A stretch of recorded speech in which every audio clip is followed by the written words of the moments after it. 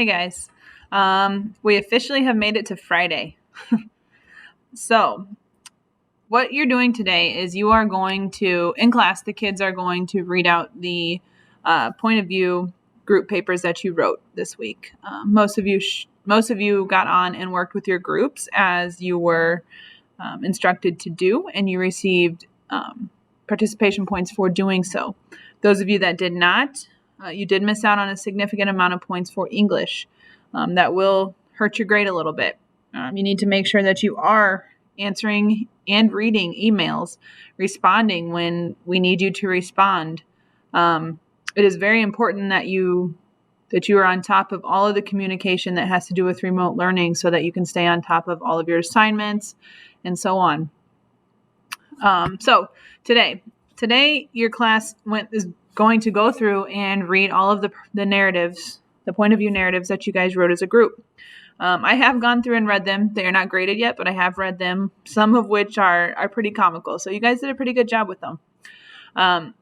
So today, after they read those, we're going to talk about what goes into a nonfiction personal narrative. First thing is you're going to go right here and go to Plan Book. Okay, when you scroll down, you'll see your remote learning tab, and you're going to watch the video that we're watching right now. Then, as we're watching this video, we're going to kind of go through what goes into a nonfiction personal narrative. So these are all written down right here on the regular English class tab in Plan Book. So in order to create an effective nonfiction narrative, there are certain elements that you must incorporate. The first of which is characterization. This means describing in great detail the people who play the different roles in your story. The more details you give about a character, the more interested the reader is. If you just leave it kind of generic and just say he was a happy guy, that doesn't tell me much about him. If maybe I said he's a happy guy, that he loved to laugh and pulled pranks on other people just to get other people to laugh, that helps. That gives you more of an idea of that character than just he was a happy guy.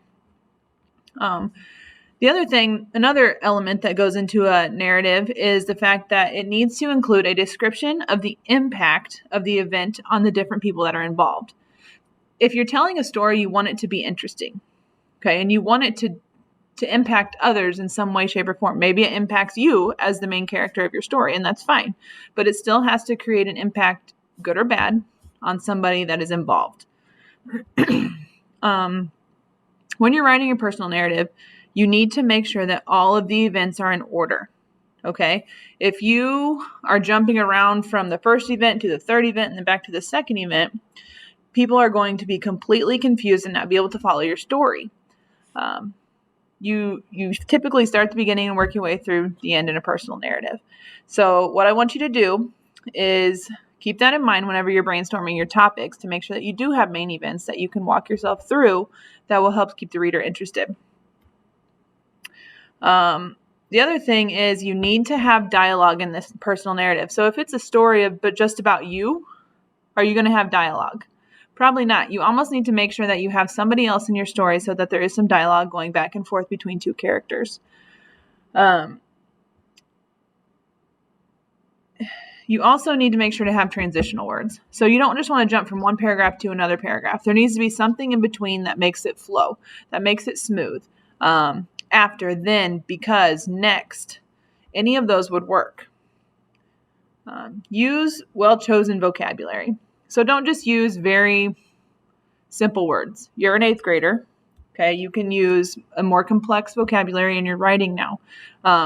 Even if that means you need to look up synonyms of different words online using a thesaurus or something like that. Use those tools. You are a remote learner. You can utilize those things.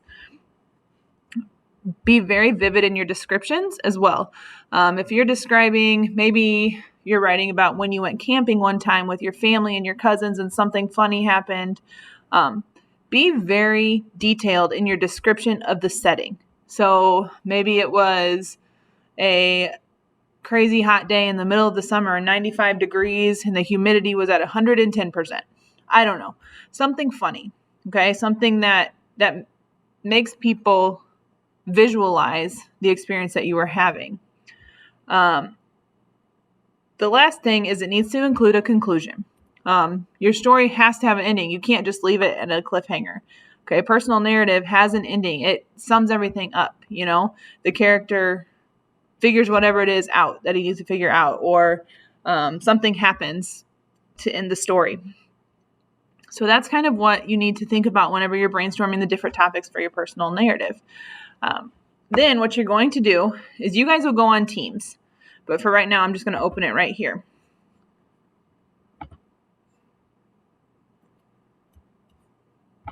So when you go on teams, you're going to open this worksheet. It's called Nonfiction Personal Narrative. It's under the assignments in English. So the first thing you're going to do is come up with 5 different stories that you want to tell. Remember, these are nonfiction personal narratives. So it is a story about you and things that have happened to you. So you're going to come up with 5 ideas of something that you could potentially write about. So maybe for my first idea, I did something with basketball and a funny story about when my friend fouled another girl and the girl came after her and wanted to kind of fight, but then we had to jump in and we had to calm my friend down and all this. Okay, maybe that's one thing I wanted to talk about. Maybe that was my idea number 1. Maybe number 2 was a story about something that happened at the lake this summer. My whole family was down at the dock and the boat started to drift away from the dock and somebody had to jump in and grab the boat and ended up falling. Somebody else ended up falling and it was just a bunch of chaos, but that would make for an entertaining nonfiction personal narrative. You're going to do that for 5 different ideas. Then you're going to, right here, it says narrow your list down to 1 topic. This is the official topic of your nonfictional personal narrative. Once you fill in your official topic and submit this to me, you cannot change your topic. Okay? And again, it's nonfiction. It is not made up. It is a true story about something that you have experienced. It is written in first-person point of view. So then you're going to narrow down out of these 5 which one you are actually going to write about. And you're going to put it right here. Then write down all the big ideas, major points, details of your nonfiction personal narrative. Right here is where I want you to just write.